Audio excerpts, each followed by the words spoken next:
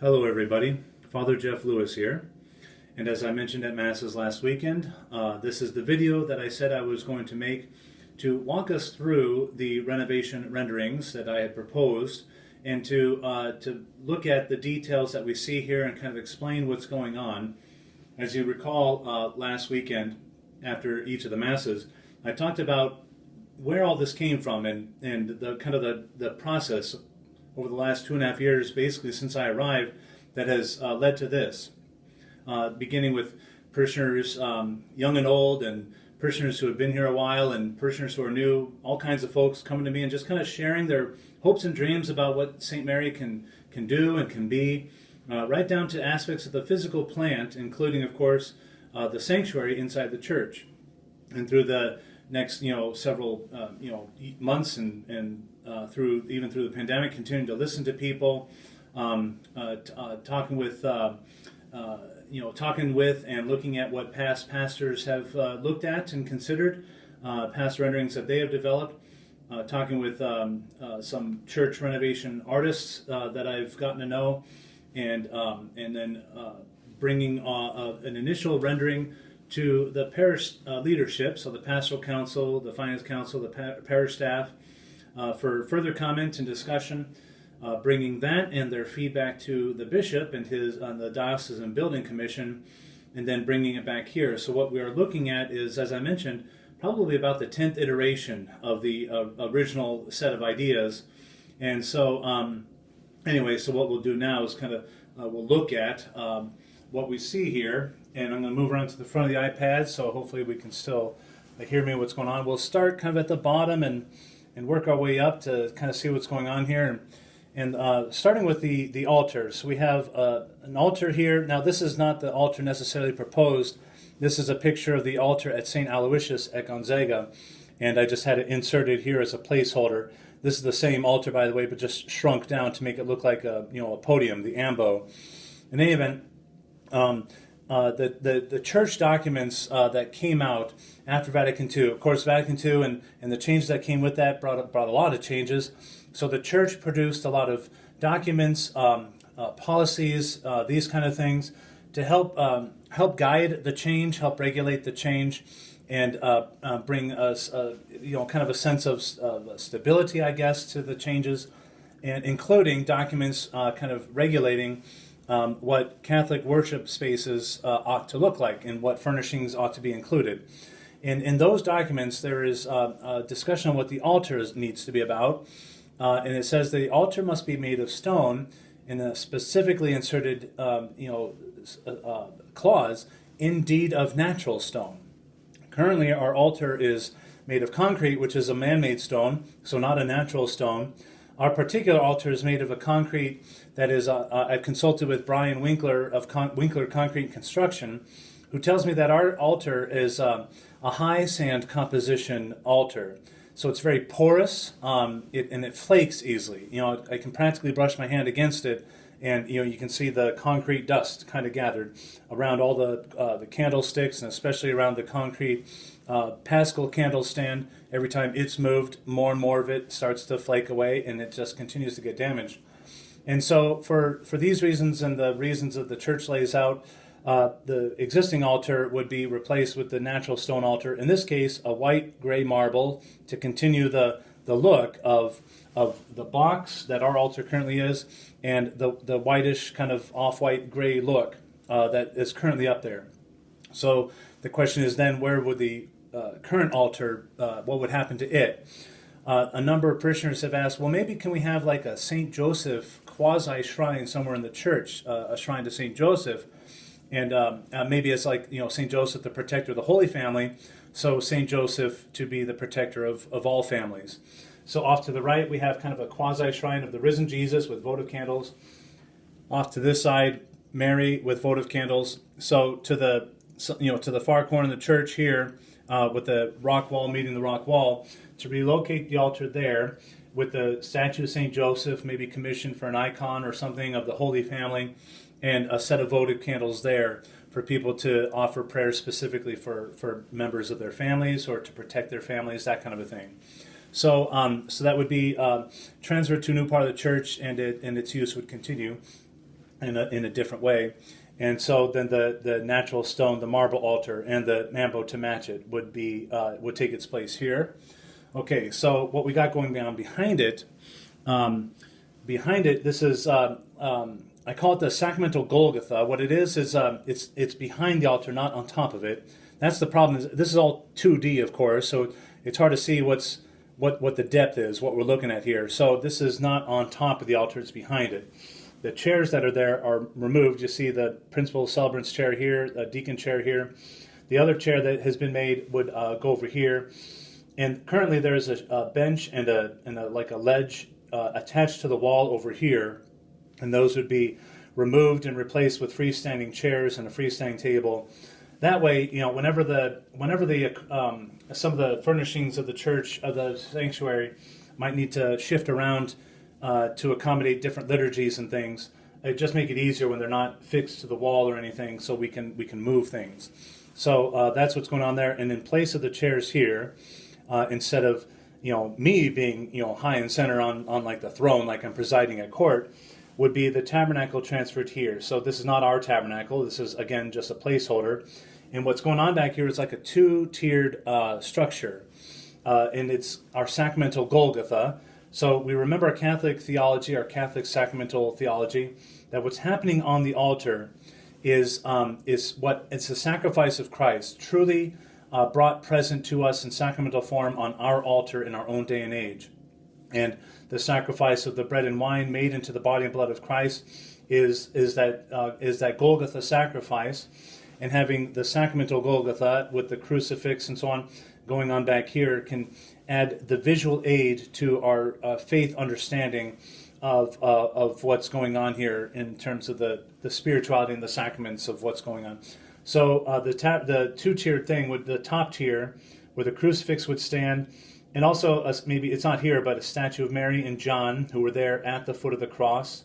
So that's the top tier. The lower tier would have our historic tabernacle here, the gold one that's been there, would be moved here for the lower ledge, so we could more easily, of course, access it for purposes of Holy Communion.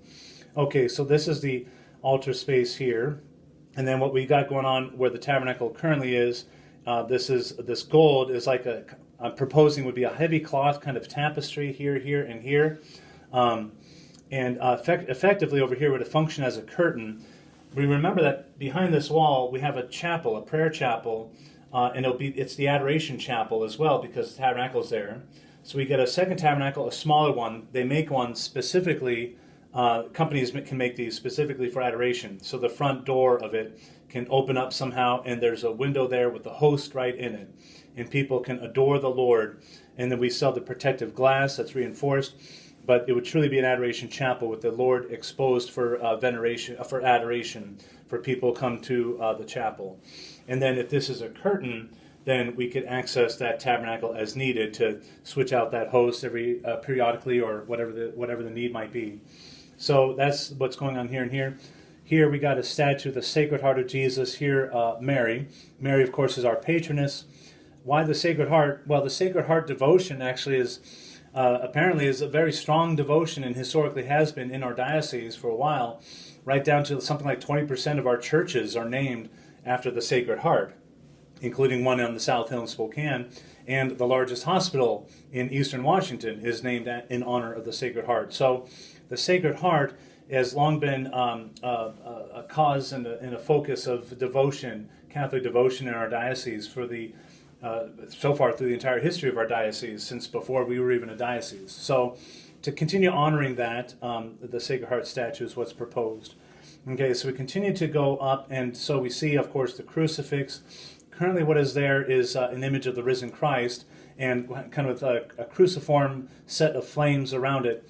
And so when I think of it also as like, the phoenix Jesus. Now the phoenix bird, the mythological creature, that is a very ancient image for the risen Christ. Just as the phoenix rose from the ashes of its own death, so Jesus rose from his own death. But it's a piece of the sacred art that's physically attached to the wall. It's like a part of the wall, embossed on a concrete wall. So to try to remove it, to place it somewhere else, it would do. I can't, talking with people, I can't figure out how we can do such a thing without doing damage to the wall or to the piece itself. So this tapestry would cover it, and so we think of it as a piece of sacred art that's being stored away for now until such time as we can figure out what to do with it, how to move it safely, and so on. And so the crucifix in its place. So why the crucifix? Why do we need to do this? Well, the same church documents that regulate the furnishings of the sanctuary, including the natural stone altar, they also carefully define what a crucifix is and why that's important and where that needs to be in the worship space. So the crucifix is an image of Jesus Christ dead on the cross, and that's what this is. This is the moment when his sacrifice is complete. And of course, this is what is happening on the altar with every sacrifice of the Mass. And so where it needs to be is in the place of where it can be placed for the visible veneration of everybody in the church. It needs to be in that privileged space. Well, of course, where that space is right here. So this is where the crucifix needs to be. Okay, so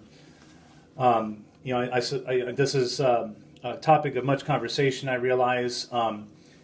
So rather than try to remove, again, the art that's there at the risk of damaging it, which almost certainly it would, to simply cover for now with this tapestry and put the crucifix in its place, okay, is what we'll do. And then, as I mentioned, Mary and John. Continuing to go up, people have asked about the cloud. It's remained here, as you can plainly see. There was discussion about maybe removing it for ascetic reasons. I figured it just...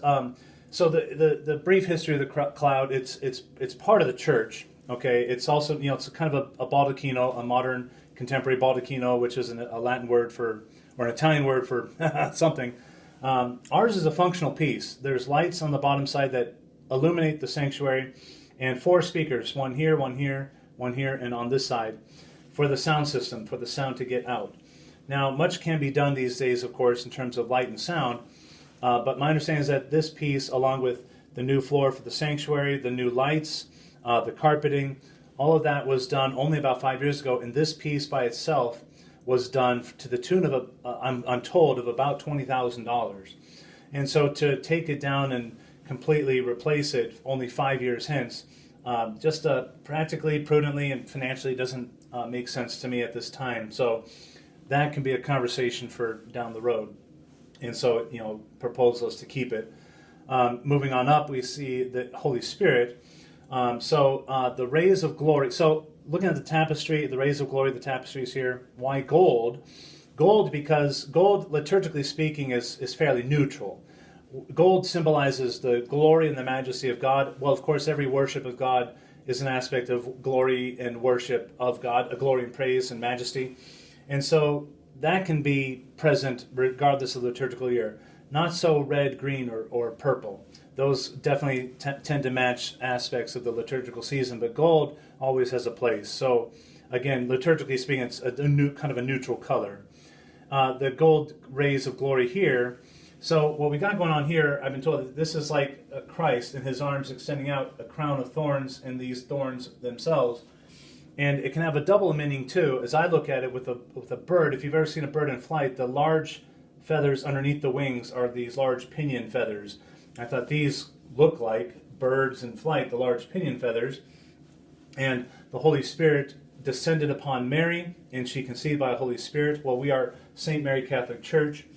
All of the sacraments call upon the Holy Spirit to descend upon whatever the action is that's happening, to make these gifts of bread and wine and to sanctify them, consecrate them, or whatever the case may be, the imposition of hands, all this action is going on. So the Holy Spirit descending. And then in addition, these lights that kind of strike me as, at least in this picture, maybe not as you're looking at it live, but, the flames of the Holy Spirit descending upon the holy apostles in the upper room at Pentecost. So it can have the double meaning, the whole thing looking like an image of Christ, and then the beams itself with the Holy Spirit in the center, looking like the descent of the Holy Spirit. In any event, the Holy Spirit, also being God, the third person of God, has a place in all the sacramental actions of the church. Looking at the blue here, why blue? Blue for Mary. This is brighter blue than I'd anticipate or planned. if you notice the side chapels, there's kind of a much more subtle blue for those chapels, and I propose that this would be the same blue, so that there's kind of that visual harmony going on there. Okay, so yes, this is kind of in quick relief, I guess, the details of what we're looking at here and why all these things. A number of folks have asked, how are we going to fund this? Is it prudent to try to do it right now? Well, in the last 4 years, the parish has received 2 large gifts, and then 1 year's of ACA rebate earmarked for work in the sanctuary. All those 3 large funds totaling about $100,000. So we're well on our way. And then other folks have asked, can we contribute?